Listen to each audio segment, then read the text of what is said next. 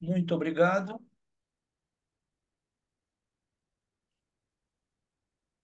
E vamos ao estudo. Eu espero que todos estejam me vendo aí, né? Sim,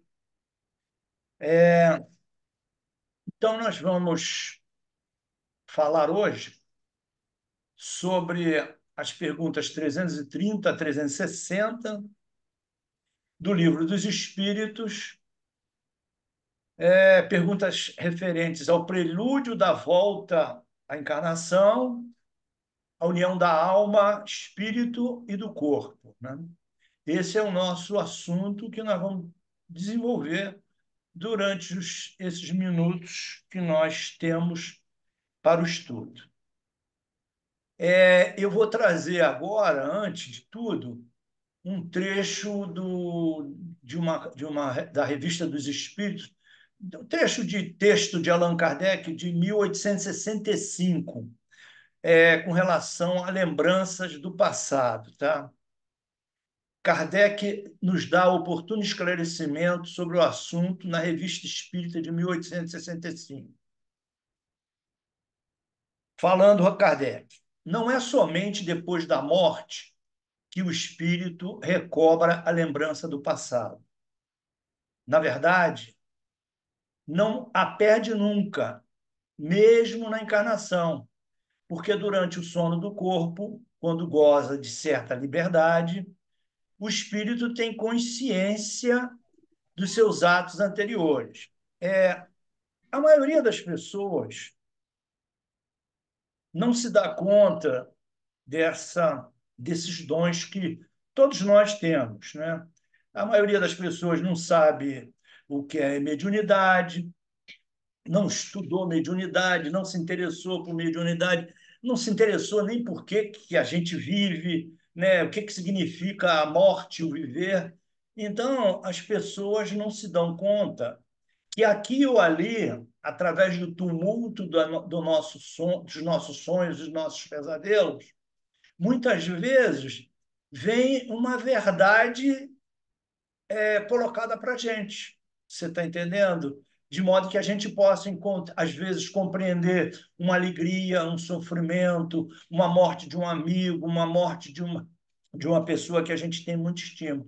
Que é o que Kardec diz aí. Na verdade, o espírito não perde nunca esse direito de ter consciência. Só que na vida material, ele não é para ter essa consciência, mas ele pode ter flashes aqui ou ali quando a espiritualidade julgar necessário para estimulá-lo, jogar esses flashes no seu subconsciente com referência ao seu sofrimento, à sua vida presente ou à sua vida passada, que vai explicar a vida presente, tá? Continuando, Kardec, sabe por que sofre e que sofre justamente. A lembrança só se apaga durante a vida exterior de relação, porque ele acordou, tá ciente da sua vida de relação, né? Sabe que é um indivíduo encarnado, então essa lembrança some, desaparece. É o seu livre-arbítrio funcionando, as suas vontades, a sua vontade de se dirigir. Mas na falta de uma lembrança precisa, que poderia ser penosa ou envergonhá-la ante as relações sociais, adquire novas forças nos instantes de emancipação do seu espírito, se os souber aproveitar. Vamos seguir. Bené, eu estou com a tarja de compartilhamento, de interromper compartilhamento, em cima do título. Você podia ler para mim, por favor? espera um pouquinho. Eu estou vendo só esclarecimento importante sobre planejamento reencarnatório, é isso? Isso é que eu queria que você lesse. Tá? É Esclarecimento porque o importante. meu também está um pouquinho encoberto, mas deu para Ah, tá ler. bem, não tem problema. Então, Tá? da próxima vez, Gabriel, se acontecer isso, eu peço a você, tá? Esclarecimento importante sobre o planejamento reencarnatório. Primeiro, de acordo com a doutrina espírita, o planejamento reencarnatório, pode ser concebido pelo próprio espírito que deseja reencarnar, ou por espíritos mais esclarecidos, especialmente designados para essa tarefa. Depende muito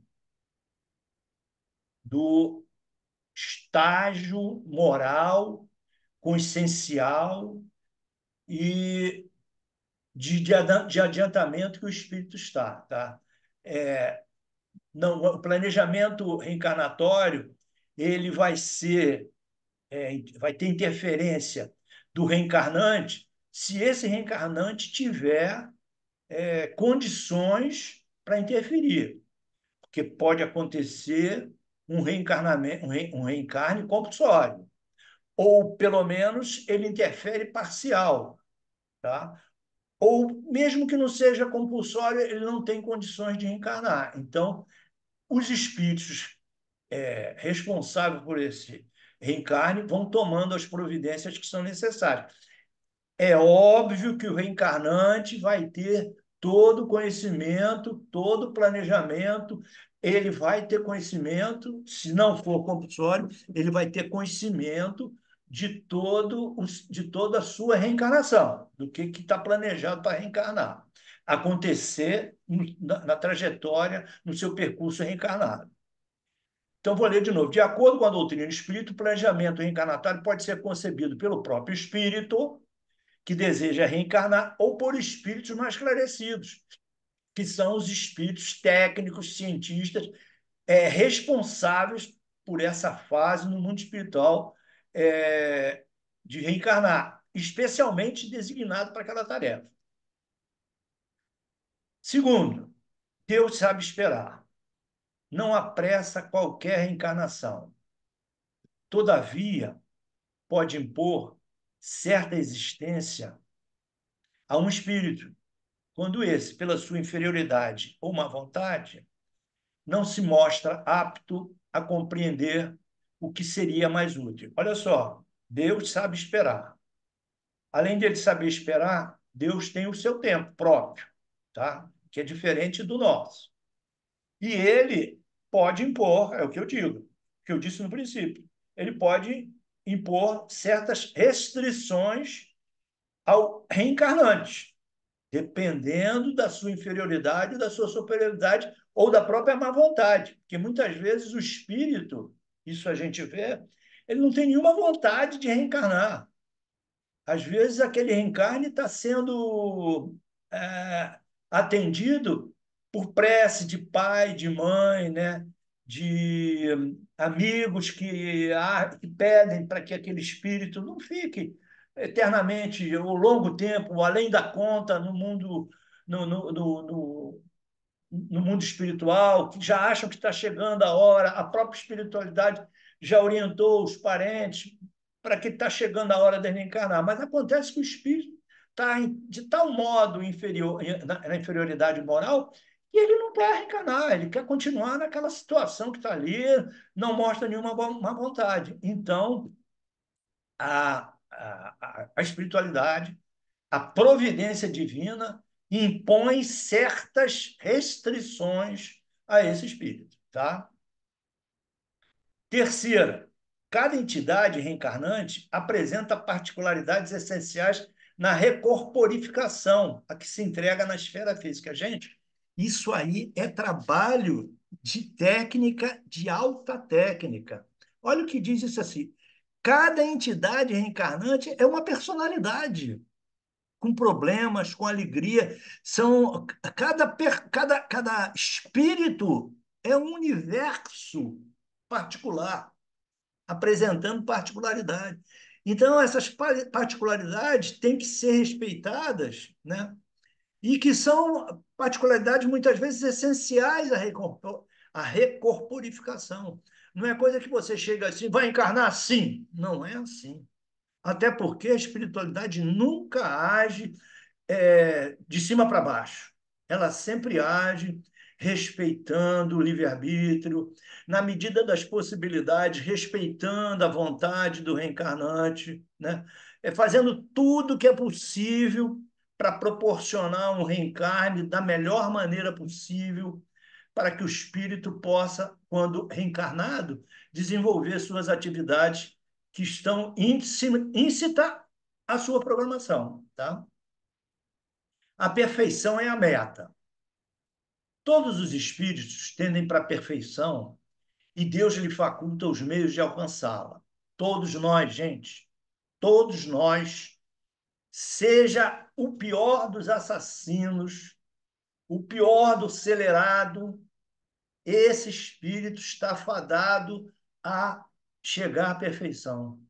Mas como, Eduardo?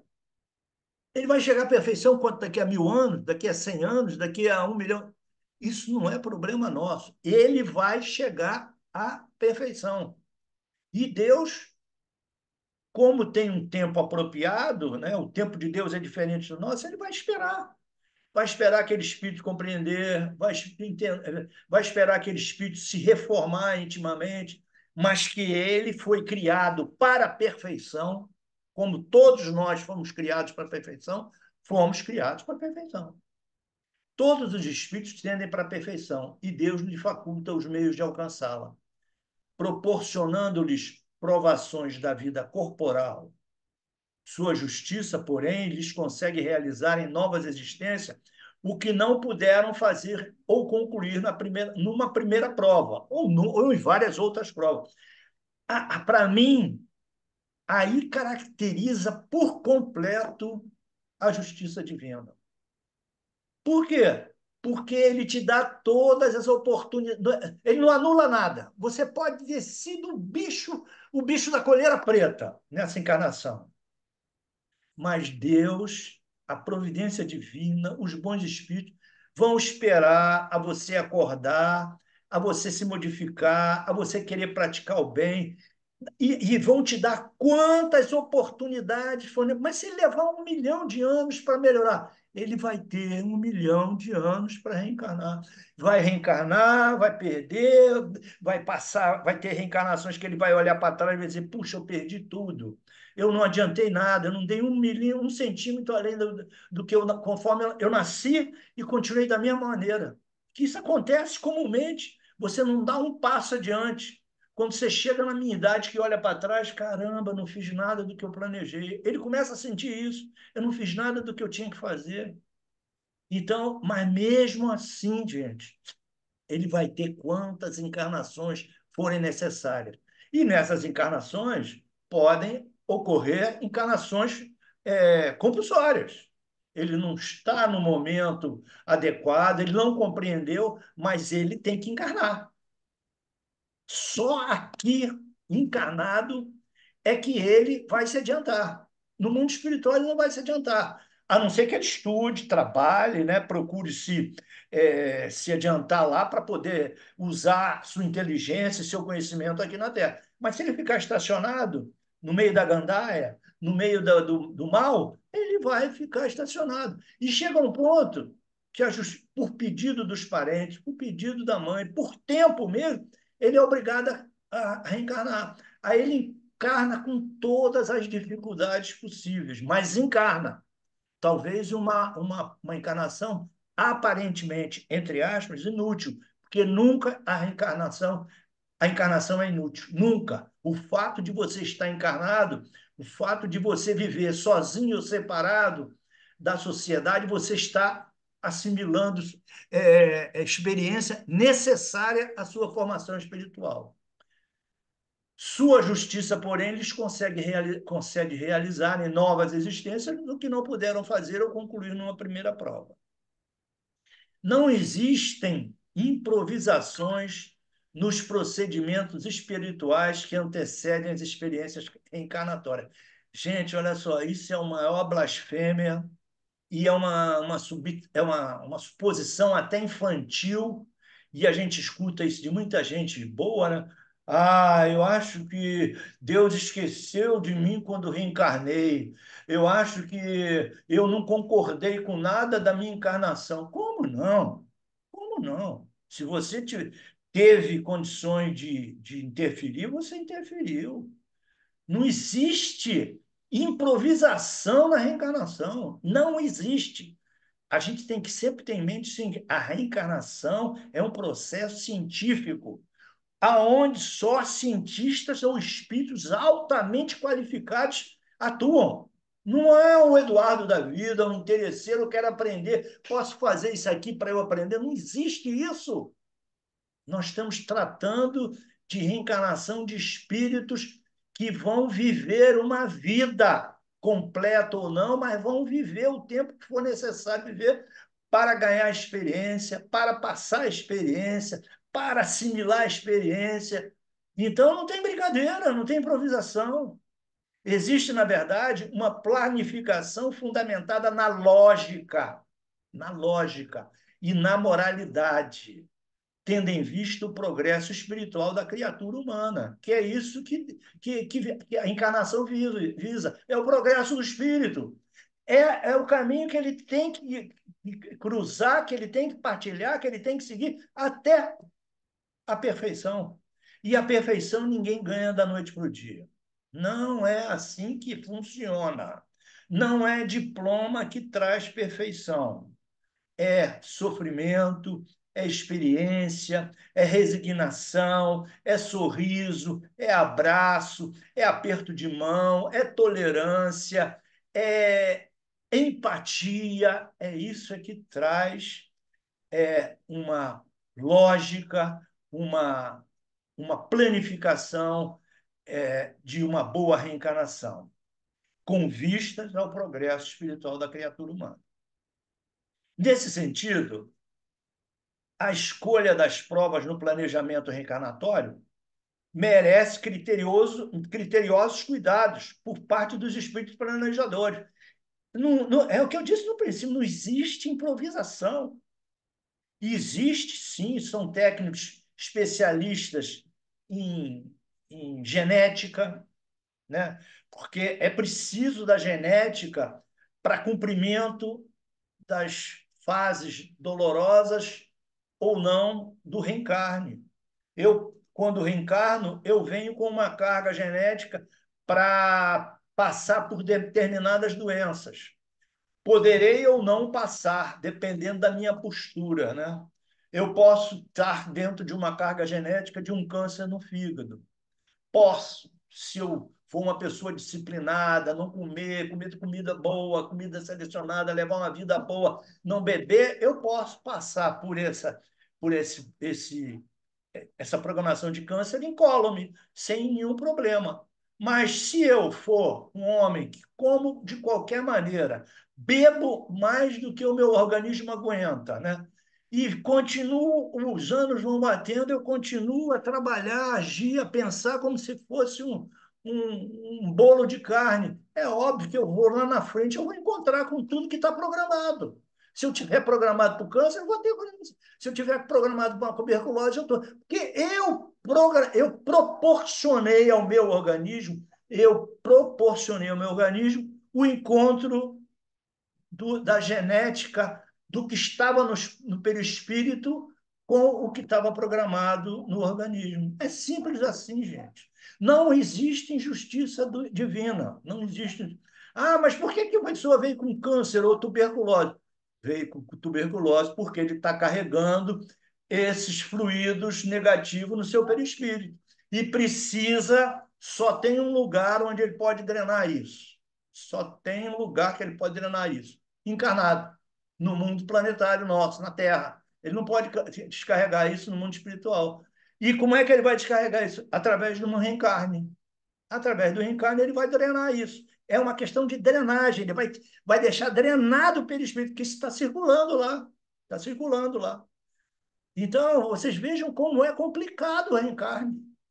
Não pode ter improviso em nada.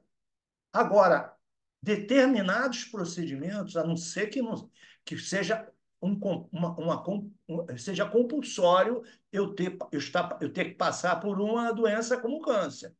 Mas se aquela programação de câncer vem dentro da minha programação genética e reencarnatória, mas que eu posso, e quase sempre a gente pode modificar através da minha postura reencarnatória, ou seja, através da minha postura diante da vida, através da minha postura mental, eu vou passar e não vou pegar a doença.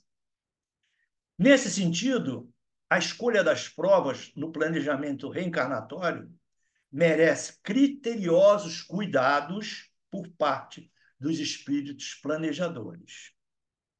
Reencarnação não dispensa o planejamento. Olha que coisa interessante. A reencarnação não dispensa o planejamento, que é o que a gente vem dizendo desde quando nós começamos o estudo aqui hoje, tá?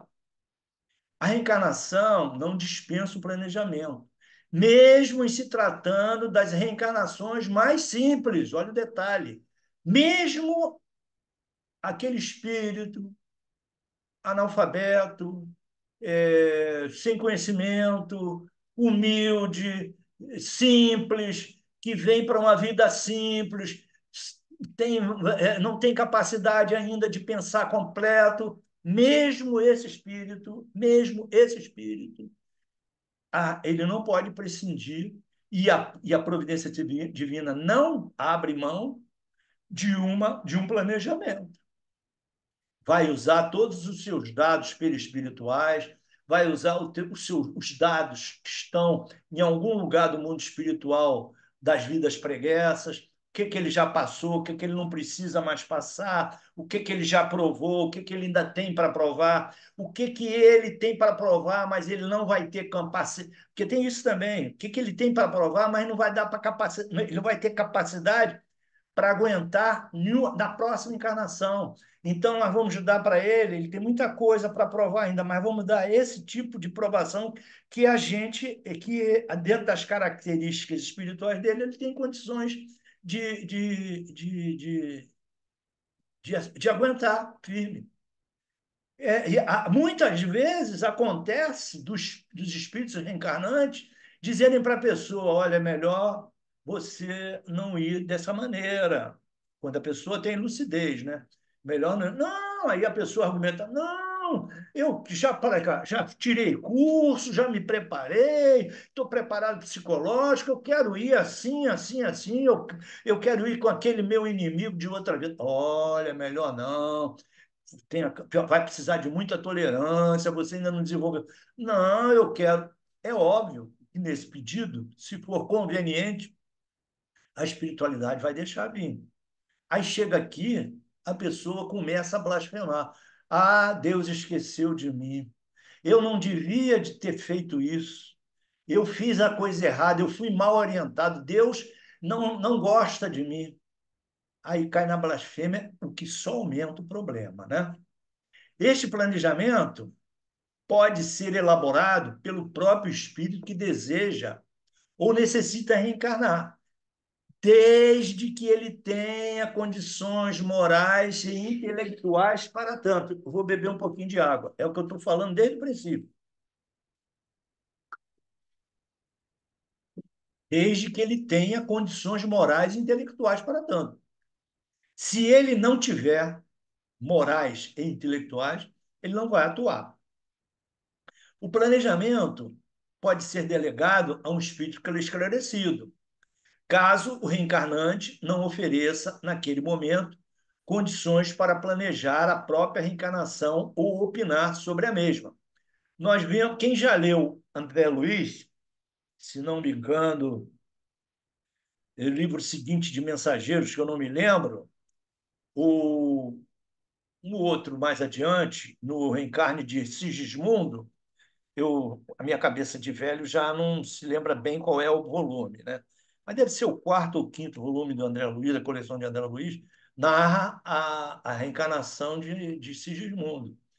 Quem reencarna é um espírito esclarecido. Quem ajuda ele a reencarnar é um espírito esclarecido, não é um técnico, porque ele já deve ter trazido. Se supõe que, quando ele se prepara para reencarnar, ele já tenha recebido todas as orientações necessárias.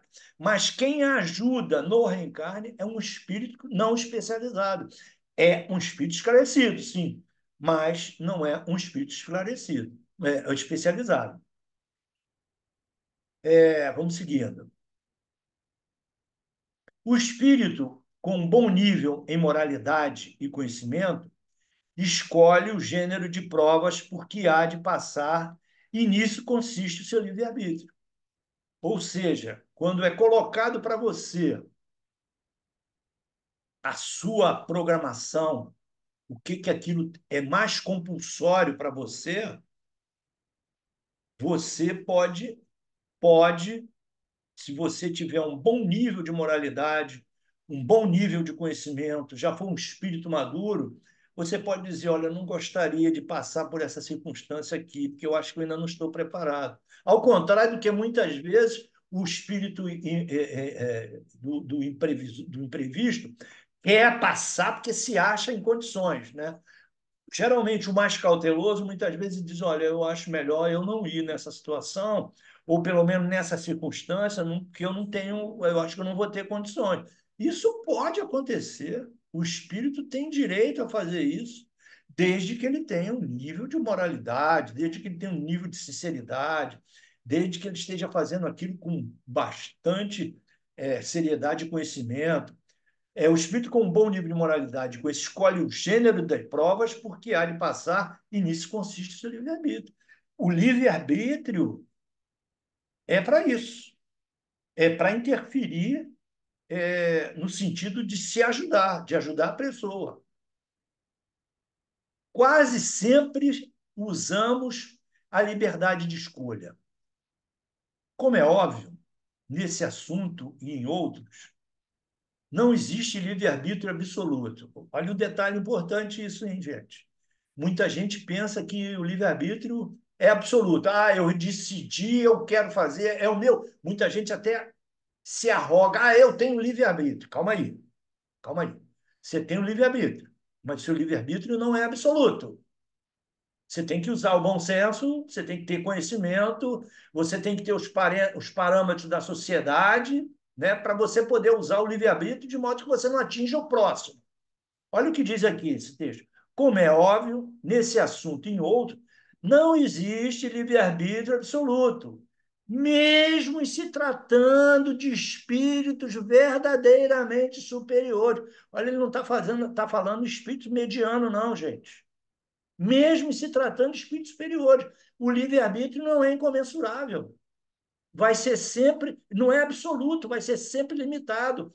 Limitado o quê? Limitado ao conhecimento, limitado à sua situação, limitado ao seu diapasão moral. Né? É isso que ele não vai ser absoluto, vai ser relativo. Por que, que ele é relativo? Por que tem que ser relativo? Nada ocorre sem a permissão divina, pela simples razão de que foi Deus quem estabeleceu todas as leis do universo. Então, na verdade, quem permite é Deus. Na verdade, nós temos um livre-arbítrio relativo. Eu não sou dono da verdade. Tem até esse ditado: eu não sou dono da verdade. Ninguém é dono da verdade. Dando ao espírito a liberdade de escolha, Deus lhe deixa a inteira responsabilidade pelos seus atos e pelas suas consequências. Nada lhe estorvará, entre parênteses, um sinônimo, obstruirá o futuro, abertos que se acham o caminho do bem e do mal. O caminho do bem e mal está aberto. Cabe a você escolher o que, que eu quero. Eu tenho duas estradas: seguir o bem, que nem sempre é florido. A gente imagina porque eu vou seguir o bem vai ser florido, não. Às vezes tem dor, tem felicidade, eu vou ter que calar muita boca, vou derramar muita lágrima, vou ter que tapar muito ouvido, mas é o caminho que vai me adiantar. E, óbvio, o caminho do mal está sempre aberto, sempre acolhedor, né? Sempre te prometendo coisas que não vão ser cumpridas. É óbvio que é assim que funciona. Se vier a sucumbir, restar-lhe-á a consolação de que nem tudo se lhe acabou e que a bondade do Pai lhe concederá a liberdade de recomeçar o que não foi feito ou o que foi mal feito. Gente, olha só, eu quando estava estudando isso aí, eu fiquei pensando assim: como Deus é paciente com a gente, né, cara? Como Deus está sempre aberto a dar outra oportunidade. Isso aqui, se eu perder, se eu vier a sucumbir, se eu não fizer nada do que eu combinei, vai restar uma consolação seguinte: olha, não acabou nada, eu perdi nessa, mas eu posso ganhar na outra. Nisso aí, muita gente não observa, gente. A reencarnação é a maior prova de bondade e justiça divina. Por que, Eduardo, que é a maior prova de bondade e da justiça divina? Porque ele está te dando oportunidade. Você é uma pessoa errada. Você está sempre fazendo injustiça. Você está sempre buscando o que é errado. Você nunca está satisfeito com o que tem. Vai embora para o mundo espiritual, olha para trás, caramba, eu não fiz nada daquilo que eu tinha combinado. Mas você vai ter outra oportunidade. Você vai começar tudo novamente. E ainda vai ser cercado de gente, se você evoluir no mundo espiritual estudando, você ainda vai se cercar de gente que vai te ajudar o que vai ser bom para você não falhar outra vez numa próxima encarnação. Isso não é justiça, cara? Pô, isso é bondade e justiça, pelo amor de Deus. Linhas gerais da programação. É importante destacar que o planejamento reencarnatório prevê as linhas gerais dos acontecimentos. Eu errei aqui, acontecimentos. Acontecimento, tá certo. Dos acontecimentos que poderão ocorrer no mundo físico. Os orientadores espirituais nos esclarecem, escolhes apenas o gênero das provações.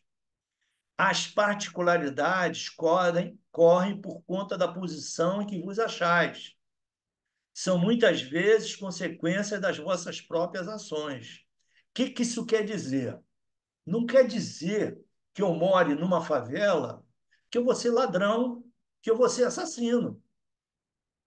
Isso é a maior concepção de pensamento errado. É, eu tenho uma história para contar, e eu vou ver se consigo contar mais rapidamente. Um espírito se preparava para reencarnar e ele tinha que, na reencarnação, já estava no mundo espiritual, na encarnação anterior, ele desencarnou em precárias situações porque ele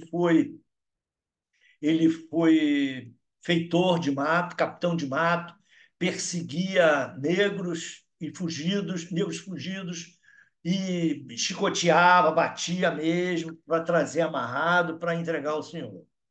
Então, esse espírito passou para o mundo espiritual em circunstâncias bem críticas, né? E como ele usou muito chicote para bater, dentro da programação dele estava íncito o seguinte: que ele ia ter que perder todo o braço dele. Todo o braço dele ele ia ter que perder. Para que ele, numa próxima reencarnação, ele valorizasse o fato de você ter um braço. Valorizasse o fato de você ter dois braços, não um braço. E, nesse ínterim, ele, no mundo espiritual, ele foi muito evangelizado, se interessou, trabalhou no mundo espiritual, procurou saber. Então, ele veio bem esclarecido.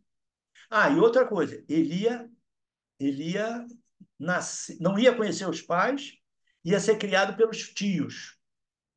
Então, o que aconteceu? Ele veio numa favela, com casais muito pobres. Ele, com 7 anos, já trabalhava, ajudava os tios, né? Os tios gostavam dele, mas ele ajudava os tios, tive muita dificuldade. Conseguiu, dentro daquele ambiente de favela, né, ter algum amor dos tios, conseguiu se especializar num estudo técnico, cresceu, com 18 anos foi trabalhar numa firma, foi ser especializada lá num determinado canto da fábrica, né, em que ele manejava uma espécie de não era uma prensa que cortava. Ele foi especializado numa prensa que cortava. Então, o que acontece? Já estava escrito que ele ia perder, numa bobeada dessa, ele ia perder, poderia perder o braço naquela prensa, pelas razões que eu já expliquei. Essa pessoa, que já era um espírito já completamente diferente da última encarnação, já bem evangelizado, um dia, aos 19 anos, 20 anos, já devia ter uns 2 anos, aos 20 anos, um menino de 7 anos segurou na calça dele e só podia me dar um prato de comida. E ele olhou para o garoto e se lembrou dele aos 7 anos. Ele falou assim: cadê tua mãe? A minha mãe está com a minha irmã. Nós somos mais 5, mais 4 irmãos. E eu tô querendo arranjar comida para levar para casa. Aí ele pegou: ó, vamos fazer o seguinte, eu vou te dar 2 marmitas, eu vou levar uma, eu quero conhecer tua mãe. E levou lá e verificou que era verdade. E chegou para a mãe, viu que era uma miséria, eles não tinham comida, ele levou, ele se comprometeu a ajudar ela toda semana, com ajuda, com bolsa básica, né? Com alimentação, embora ele não fosse assim rico, ele fosse até solteiro, ele ajudou com bolsa básica e manteve durante um tempo trabalhando sozinho. Quando os amigos souberam o que ele estava fazendo, quiseram cooperar com ele. Quiseram cooperar com ele. E o que aconteceu? Aquele trabalho que começou com um molequinho puxando a calça dele se transformou num atendimento social à parte da favela. Ampliou, lógico, né, com mais cuidado e tudo, bolsa básica, conseguiram arrecadar dinheiro, os amigos ajudaram, o atendimento se expandiu, então se tornou um trabalho social. Mas a hora fatal está chegando. A hora fatídica que estava marcada na programação dele estava chegando. Um dia, por distração, a máquina deu um emperro lá, emperrou, e ele foi botar a mão lá para tentar a coisa, ela disparou, pegou o dedo dele. Então, vocês vejam o que eu quero dizer com isso. Ele tinha uma programação para perder a mão, mas pelo trabalho que ele fez de amor ao próximo, de fraternidade, aquela falta foi atenuada rapidamente. Então, ele só perdeu o dedo. E assim é conosco a nossa vida inteira, gente. À medida que a gente vai evoluindo, vai vivendo, as nossas faltas, dependendo do que você faz, dependendo de como você trabalha, dependendo de como você enxerga o mundo, vai sendo atenuada. Agora, é óbvio, se você é um egoísta de carteirinha, só pensa em você, reclama de tudo, blasfema, diz que Deus esqueceu de você, você não pensa em ninguém. Quando pedem ajuda a você, você sai correndo, não tem medo até de falar com negro, ou com branco, ou o que for, desde que seja gente de rua. Realmente você vai querer o quê? Talvez você vai ter a sensação de que Deus esqueceu de você. Vou seguir, tá, gente? Escolhendo, por exemplo, nascer entre malfeitores, sabe o espírito a que arrastamento se exporá. E ignorar, porém, quais os atos que virá praticar. Porque os atos que vai praticar não estão programados. Vai depender da consciência dele, vai depender do livre-arbítrio dele, vai depender da vontade dele. Para isso, ele tem que procurar se esclarecer, é óbvio. Se ele continuar embrutecido, se ele continuar no mundo espiritual embrutecido, se ele nasce e não quer saber de nada, só beber, só fumar, só pensar nas coisas que o caminho ruim oferece, ele vai continuar da mesma maneira. Aí ele vai, nada muda. Porque se eu não mudar, gente, se nós não mudarmos, essa é que é a verdade, se nós não mudarmos, nada muda em torno da gente. Se eu ficar reclamando da cidade, se eu ficar reclamando do mundo, se eu ficar reclamando do Brasil, se eu ficar reclamando da minha família, ninguém vai mudar nada, porque eu não dou exemplo, eu não mudo. Então, nada à minha volta vai mudar. Porque eu vou levantar amanhã de birra, eu vou levantar amanhã de mau humor. Agora, se eu levanto amanhã com um sorriso, é claro que eu vou ter um sorriso. Oi, bom dia. A pessoa vai sorrir para mim. Então, é urgente nos dias atuais a gente aproveitar tudo que a gente está passando, gente, de bom ou de ruim, para a gente mudar, para a gente analisar quem sou eu, por que eu vivo com a minha família, por que eu casei com a minha mulher, quem sou eu, o que, que eu estou fazendo no mundo? Eu tenho uma função, eu tenho uma função, por mais simples que seja essa função, eu tenho uma função. Eu tô com 80 e poucos anos, já não carrego muito peso, não tem como carregar muito peso. Eu vou ao mercado e peço para trazer em casa. Chega aqui, eu dou uma gorjeta para o garoto que vem entregar. E eu já disse várias vezes para ele, com o maior prazer: Poxa, cara, você tem noção do trabalho que você me presta? Ele olhou assim para mim, como quem diz assim: Bom, eu sou carregador, estou trazendo um engradado de água. Eu falei: Você me presta um trabalho incrível, cara. Eu não aguento mais carregar esse engradado. Você tem uma função importante para mim. Você me ajuda a viver. É isso que a gente tem que aprender. Eu não sou especial, gente, pelo amor de Deus. Eu não sou especial. Eu sou tão imperfeito como qualquer um. Mas o que eu quero é que vocês entendam que a gente tem que modificar o nosso ponto de vista. E eu vejo a gente vê tanta gente. Eu não vou mudar, o mundo é uma porcaria, eu não mudo nunca. Nem Deus me modifica. O cara chega ao cúmulo de dizer isso, nem Deus me modifica. Eu nasci assim, vou morrer assim. Então, realmente, o que eu posso fazer? Aí não dá. Ninguém reencarna por acaso. A questão do planejamento reencarnatório está ligada às consequências do uso do livre-arbítrio, situação que sempre reflete o nosso nível de evolução moral e intelectual. O livre-arbítrio, usado repetidamente de forma incorreta, restringe a nossa capacidade de opinar em um novo planejamento. Eu estou correndo agora um pouquinho, tá, gente? Que eu estou vendo que a hora está avançando. É por esta razão que os espíritos dedicados a esse gênero de tarefa consideram todas as nossas ações antes e depois da desencarnação. Foi o que eu disse no princípio.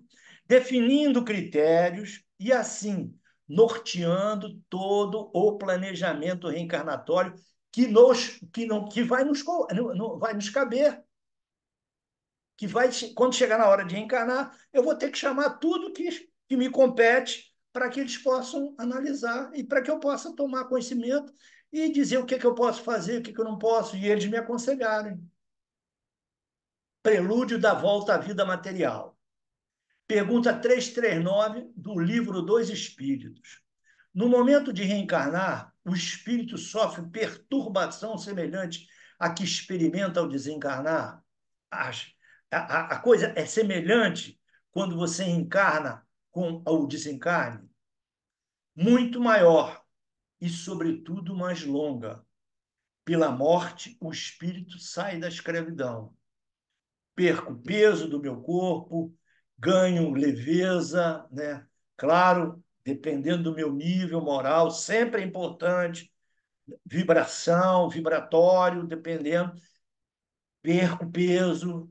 Para isso, o espírito volita, porque ele perde peso, ele não tem mais peso, mas também para voltar, ele tem que ter um nível moral, vibratório. Pelo nascimento, entra para ela. Então, pela morte, pelo desencarne, eu saio da escuridão. E pelo nascimento, eu estou entrando, estou absorvendo tudo aquilo, o peso do viver, da gravidade. Pergunta 340. É solene para o espírito o instante da sua encarnação? Pratica esse ato considerando-o grande e importante? Procede como um viajante que embarca para uma travessia perigosa, e que não sabe se encontrará ou não a morte nas ondas que decide afrontar. Olha só, muitos espíritos não querem nem reencarnar. Muitos espíritos, já na nossa mesa de mediúnico, uma vez, um espírito que já tinha se suicidado uma vez e não estava satisfeito com a sua situação, E ele chegou lá e disse para nós, para o esclarecedor, se eu voltar da maneira que eu voltei, eu me suicido outra vez. Então, vocês vejam que o espírito, muitas vezes, ele não tem muito interesse em reencarnar, ele prefere ficar lá largado, no umbral, andando para cima e para baixo, sem evolução. Só que aquilo não pode ser eterno, aquilo não pode ser toda a vida, ele não pode ficar lá toda a vida sem fazer nada, sem... até porque os parentes começam a pedir para que ele possa reencarnar para ele caminhar, né? Porque reencarnar significa caminhar. União da alma, espírito ao corpo. Esse é o último slide. Pergunta: em que momento a alma, espírito, se une ao corpo? A união começa na concepção, no ato sexual, pai e mãe. No momento da concepção, em que o organismo da mulher está apta a absorver o espermatozoide do homem, ali começa, ali é a concepção, ali começa a união da alma ao corpo. Mas só é completada por ocasião do nascimento. Isso é um processo.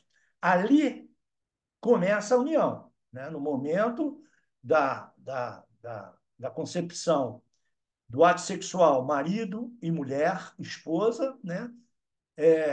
As condições orgânicas ideais, que proporcionam as condições ideais espirituais, ali é o momento da concepção. Ali o espírito, através de uma única partícula, de uma única célula, agrega ao organismo feminino.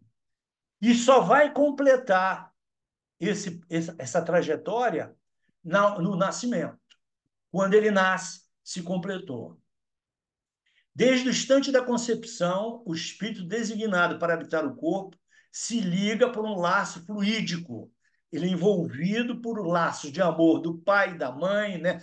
A vontade do espírito, que também funciona, embora ainda em partícula de DNA, se liga por um laço fluídico que cada vez mais vai se apertando, ou seja, se ajustando até o momento que a criança vê a luz. Ou seja, é um processo de três pessoas, né?